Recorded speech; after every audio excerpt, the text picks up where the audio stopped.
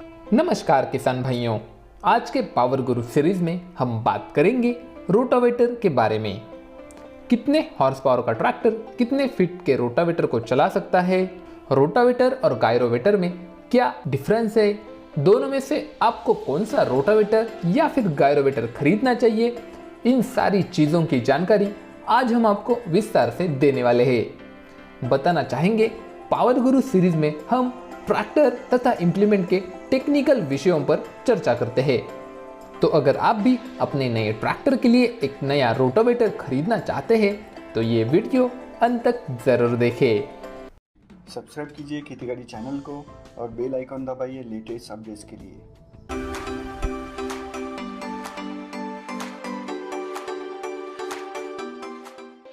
Rotavator कहे या rotary tiller, उसका प्रयोग किया जाता है मिट्टी को भुरभुरा करने के लिए। अब रोटावेटर कैसे काम करता है इसकी जानकारी देने की जरूरत हमारे किसान भाइयों को तो नहीं है। रोटावेटर में कई प्रकार के ब्लेड आते हैं, जैसे कि एल शेप, सी शेप, जे शेप, लेकिन एल शेप ब्लेड्स सबसे ज़्यादा प्रयोग में लाए जाते हैं। अब रोटावेटर चलाने के लिए सबसे ज़्यादा ज़रूरी होती है ट्रैक्टर तथा पीटीओ एचपी। अब रोटावेटर में भी दो प्रकार के ड्राइव आते हैं, एक तो है चेन ड्राइव और दूसरा आता है गियर ड्राइव।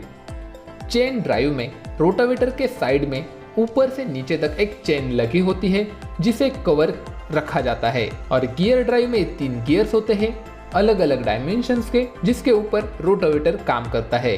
और आज की बात करें तो गियर ड्राइव एक बेहतरीन ऑप्शन है हमारे किसान भाइयों के लिए, क्योंकि इसमें जो रखरखाव है वो काफ़ी कम होता है, जिससे हमारे किसान भाइयों को फायदा होता है। अब रोटावेटर में कई सारी बातें आती है, जैसे कि उनका रखरखाव कैसे करें, पीटीओ स्पीड, डेफ, पीटीओ स्पीड की सेटिंग्स। लेकिन आज हम बात करेंगे कि एक ट्रैक्टर के लिए एक अच्छा रोटावेटर का चुनाव कैसे करें, क्योंकि अगर आप बड़ा रोटावेटर ले लेते हो तो वो आपके ट्रैक्टर पर ज़्यादा लोड डालता है, साथ ही अच्छे से काम नहीं करता। और रोटावेटर एक ऐसी चीज़ है जो लगभग 1 लाख रुपए के आसपास आती है। तो अगर आप गलत इंप्लीमेंट का चुनाव करते हो तो सीधी सी बात है, आपका काफ़ी ज़्यादा नुकसान होता है। इसीलिए रोटावेटर का चुनाव करते वक्त ट्रैक्टर के एचपी और पीटीओ एचपी को ध्यान में रखना काफ़ी ज़रूरी है। हम शुरुआत करेंगे मिनी ट्रैक्टर से। जैसा कि आप अभी अपने स्क्रीन पर देख पा रहे हो, अगर हम 12 हॉर्स पावर से लेकर 35 हॉर्स पावर तक के मिनी ट्रैक्टर्स की बात करें तो आप 22 हॉर्स पावर तक के ट्रैक्टर पर 3 फीटा रोटावेटर, 25 हॉर्स पावर के ट्रैक्टर पर 3.5 फीटा रोटावेटर और 35 हॉर्स पावर के ट्रैक्टर पर लगभग 4 फीटा रोटावेटर आराम से चला सकते हो। तीनों ही कैटेगरीज में क्या ब्लेड साइज होगी, कितना वेट होगा, ये हमने यहाँ पर दिया हुआ है। तो अब आप इसके आधार पर अपने ट्रैक्टर का एचपी कितना है उस हिसाब से रोटावेटर चूज कर सकते हो। ट्रैक्टर एचपी के नीचे ही पीटीओ एचपी भी मेंशन किया हुआ है। वही अगर हम बड़े ट्रैक्टर के सेगमेंट में जाएं, जैसे कि 35 हॉर्स पावर के ऊपर, तो 35 से 45 हॉर्स पावर का ट्रैक्टर 4 फीटा रोटावेटर चला लेगा। 40 से 50 हॉर्स पावर का ट्रैक्टर लगभग 5.5 फुटा रोटावेटर आराम से चला लेता है, और 45 से 55 हॉर्स पावर का ट्रैक्टर 6 फुटा, तो 50 से 60 हॉर्स पावर का ट्रैक्टर 7 फीटा रोटावेटर चला सकता है। किसान भाइयों, ये जो सारे सजेशंस हमने यहाँ पर दिए हैं वो सभी तरह के मिट्टी को ध्यान में रखते हुए दिया है। ऐसा भी हो सकता है कि आपके एरिया में 50 हॉर्स पावर का ट्रैक्टर 5.5 फीटा रोटावेटर चलाता हो, और कई बार ऐसा भी हो सकता है कि आपके एरिया में 50 हॉर्स पावर का ट्रैक्टर ही 7 फीटा रोटावेटर आराम से चला रहा है। ये पूरी तरह से निर्भर होता है मिट्टी पर। अगर आप महाराष्ट्र की बात करें तो यहाँ पर काफ़ी काली मिट्टी है।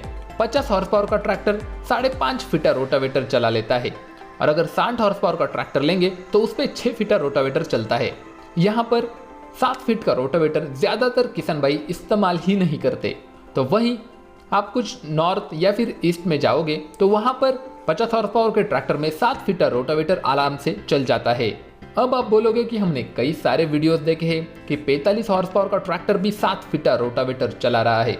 किसान भाइयों, एक सीधा एग्जाम्पल हम आपको देते हैं। कोई भी बाइक है जिस पर 2 लोग बैठ सकते हैं, लेकिन उस पर अगर आप 3 लोग भी बैठते हो तो वो चलती रहती है, और थोड़ा आप उस पर लोड बढ़ाओगे फिर भी वो चलती ही रहती है। लेकिन उसके काम करने का तरीका यानी उसका जो परफॉर्मेंस रहेगा। मान लीजिए 2 लोगों को लेकर वो 80 की स्पीड से भाग सकती है, 3 लोगों को लेकर वो 50 की स्पीड से भागेगी। पहले वो 1 लीटर में अगर 50 किलोमीटर जाती थी तो वो अब 3 लोगों को लेकर मात्र 45 किलोमीटर ही जाएगी 1 लीटर में। तो इस हिसाब से ट्रैक्टर काम तो कर लेता है बड़े रोटावेटर पे, लेकिन वो ज़्यादा लोड पे चलता है। ट्रैक्टर ज़्यादा लोड पर चलेगा तो आपका डीजल ज़्यादा लेगा। ट्रैक्टर ज़्यादा देर तक आप काम करोगे तो ट्रैक्टर ज़्यादा गर्म होता है, इंजन ज़्यादा गर्म होता है। इसीलिए ट्रैक्टर के साथ सही इम्प्लीमेंट होना आवश्यक है। मान लीजिए अगर आप 1 फीट छोटा रोटावेटर भी ले लेते हो तो आपका कितना समय ज़्यादा जाएगा, 10 मिनट ज़्यादा जाएंगे, लेकिन उतनी डीजल की बचत भी आपका ट्रैक्टर आपको करके देगा। और ये सबसे सही बात है। अब कई किसान भाई हमसे पूछते हैं कि रोटावेटर और गायरोवेटर में क्या डिफरेंस है।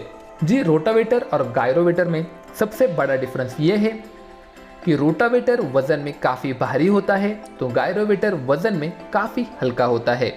इसका कारण यह है कि रोटावेटर में बीच का जो पाइप होता है वो 3 इंच का होता है, तो वहीं गायरोवेटर में बीच का जो पाइप है जिस पर सारे ब्लेड्स लगे हुए होते हैं वो 2.5 इंच का होता है। दूसरा दोनों में सबसे बड़ा डिफरेंस है ब्लेड्स का।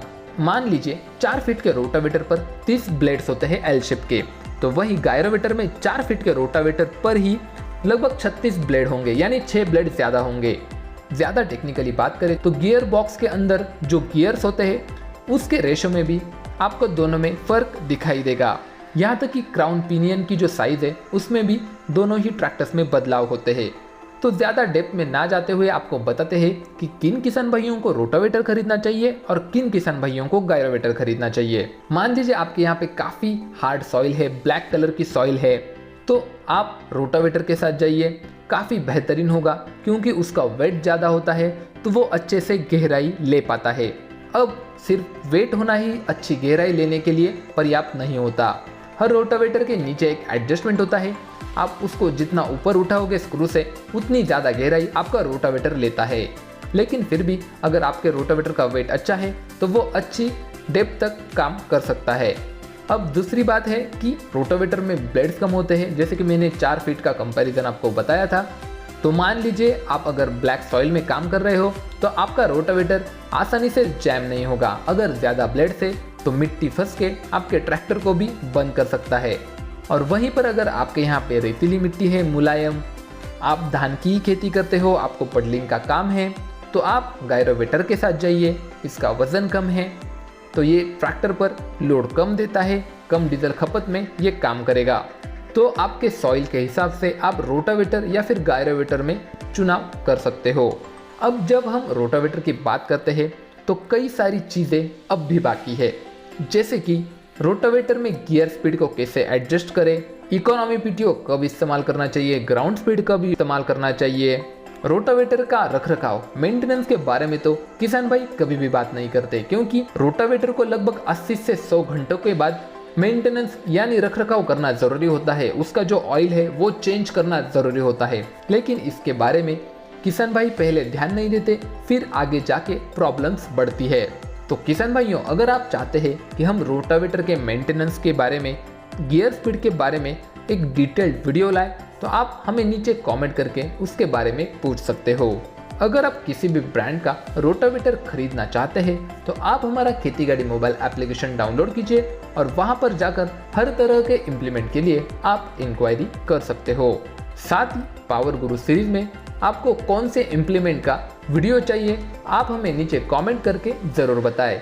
साथ ही लाइक कीजिए इस वीडियो को और शेयर कीजिए अपने किसान भाइयों के साथ जो एक नया रोटावेटर लेने का सोच रहे हैं। याद रखिएगा किसान भाइयों, बड़ा रोटावेटर लेकर आप ज़्यादा जल्दी काम नहीं कर सकते। याद रखिएगा किसान भाइयों, हमेशा ही सिर्फ बड़ा रोटावेटर लेना अक्लमंदी की बात नहीं है। आप अपने ट्रैक्टर के लिए सूटेबल रोटावेटर ही खरीदें। तो आशा करते हैं रोटावेटर के बारे में जो भी जानकारी हमने आपको दी वो आपको समझ में आ गई होगी। तो इस वीडियो में इतना ही। वीडियो देखने के लिए धन्यवाद। जय जवान जय किसान।